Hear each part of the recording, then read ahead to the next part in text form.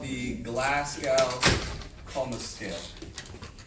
And the Glasgow Coma Scale is an assessment tool that we use. It's very quick. It's to assess the patient when we have a suspicion that they have some type of head injury and they're in some degree of a coma, right? That means that their alertness is deficient, they're not responsive. That's what we're trying to assess. And when you have a patient who you're picking up from an acute attack or acute injury, something like that, well, this is the tool that we use.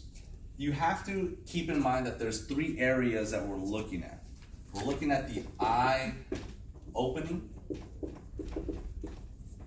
We're looking at the verbal response. And we're also looking at the motor movement, which I know sounds redundant, but I'm just going to put it there just to make sure you guys know. In each of these categories, I want you guys to associate, you got eyes, verbal ability, and you have motor movement, right? Movement ability. I want you guys to know that there's a max of 3 points. Take that back. There's a max of 4 points for the eye opening, okay? And this is the sequence that I want you guys to remember. 4, then it goes 5 for verbal, and then it's 6 for the body. Those are the max points that you can get for each of these categories. And so for this, it'll be 1, 2, 3, 4, 5, okay? Max point of 5 for verbal, and for motor, you have 1, 2, 3, 4, 5, 6. So if you guys keep these details in mind, it becomes a little bit easier to start narrowing down, because you'll get questions that say like the patient had a head injury or they're in an accident and their Glasgow Coma Scale is whatever it is. They'll give you a number. We'll discuss the numbers in just a bit, but they might tell you like the patient's eye opening is this ability. The verbal response is that, and then they can do this particular thing when it comes to movement. Based on that information, you should be able to summarize a particular point system for those data points. Does that make sense? Mm-hmm. So let's talk about eye opening. This is not talking about your ability to see. This is just talking about, can you open your eyes? You guys ever been laying down in bed and you feel the presence of somebody walking in? You don't hear anything, but your body just knows, and you open your eyes spontaneously? Mm-hmm. Because we have these cells on our tissues that can actually detect a change of temperature, very subtle things that we're not really in tune with anymore because we don't live in the hunter-gatherer world anymore. But we have these abilities. And so if your patient opens their eyes spontaneously, that means that they get a 4, okay? And everything is intact. That's the highest neurological function for when it comes to opening, for eye opening.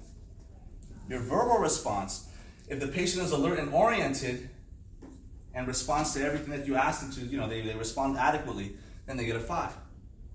When it comes to the motor movement, if the patient follows commands, if you tell them, sir, can you raise up your arms, can you bring them down, can you move things around, and if they follow those commands, if they obey those commands, they get a 6. And if you notice, 5 and 6 is 11, plus 4 is a total of 15 points. So 15 is the max that you can get when it comes to the Glasgow Coma Scale. This is what you want. This is ideal. The best response. Okay, this is the best response. But what you do want is above 8. 8 is that number that we're looking at that lets us know, is there something going on? Does this require further evaluation? Should we report this, or is it okay? 8 is that number.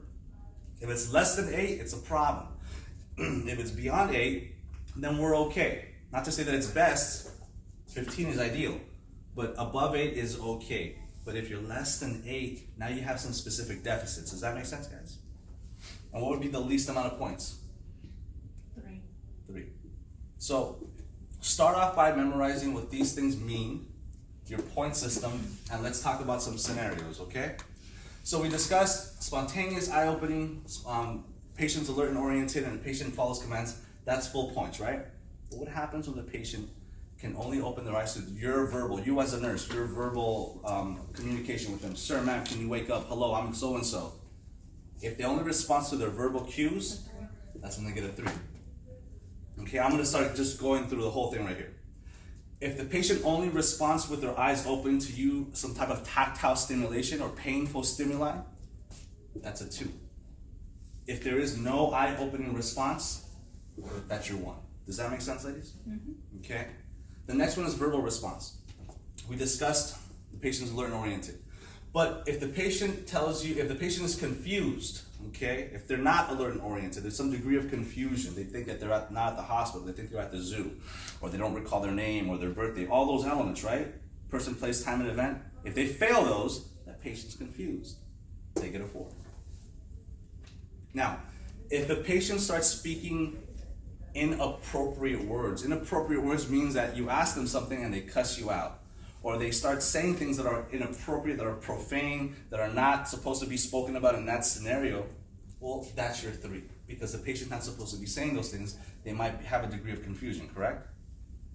But if the patient gives you moans, if you talk to them and they go, or they try to talk to you and go, blah, blah. Notice that the words that I'm speaking right now, they're incomprehensible. The previous one, they weren't saying good things, but we can make out the words. They were giving you full words and sentences. And number 2, they're just moaning. They're just sounds. There's no intelligent communication going there. That means there's something going on. Does that make sense, guys? Mm-hmm. That's your 2. No verbal response is your 1. Any questions on that? A slurring speech. Where are you going to rate that? Is it going to be 2 or 3? We're not talking about slurred speeches though. Oh. We're talking, slurred speech would be something with a head injury, if you look for ICP and all that stuff, but that's not part of the criteria that we're looking for specifically. Does that make sense? So we're going by these rules just to give us a Glasgow Coma scale.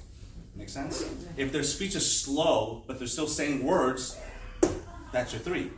If their speech is slurred slow, but you can't understand what they're saying, that's a 2. You see how the slurred is one item, right? That's one particular idea. But the creation of words that are articulable and all that stuff, that's your 3, even if they're inappropriate. But that they can't make correct words, they can't put them together, just sounds, that's your 2. No response is a 1, okay? Now, your motor movement. We discussed that the patient obeys all commands, that's your 6, right? But if the patient has, at this point we start gauging their ability to move. Normally patients that we bring in when we're assessing their motor response, they usually have some type of injury. That's usually when we do this assessment because they usually have some type of injury in the head. Now if the patient's laying in bed, right, and you, the nurse, you're assessing the patient, and you talk to them and they can't move anything, well, you want to find out what will it take for this patient to move. Is this patient paralyzed? We don't know. So we start implementing different types of assessments. So we try to find out if the patient will be moving to painful stimuli. What that means is that, imagine they have an injury on their shoulder, and you go ahead and you start touching the shoulder where the injury is at, and then they take their right hand and they move you away.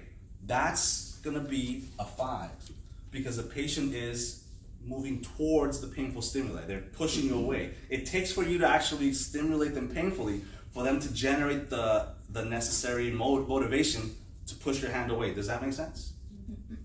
So that's a 5. Now, if the same scenario, the patient's staying there and you're poking at their injury, but they don't do this, instead they reflex away like this, they move away like that, that's your 4. Does that make sense? They're moving away. They are reflexing away from the pain. That's less willful than the patient taking their hand and pushing your hand away. Do you see the difference between those 2 types of motor movements? So that's the difference between your 5 and your 4.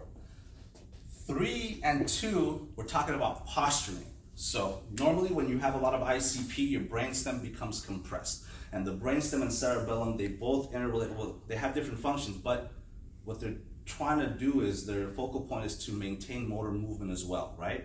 So when you have a 3, that means that your body is posturing and your hands are going inwards towards the core of your body, as are your legs. That's called decorticate, okay? This is a type of posturing, it's involuntary. That means that there's something going on in the head. There's a lot of pressure being pressed.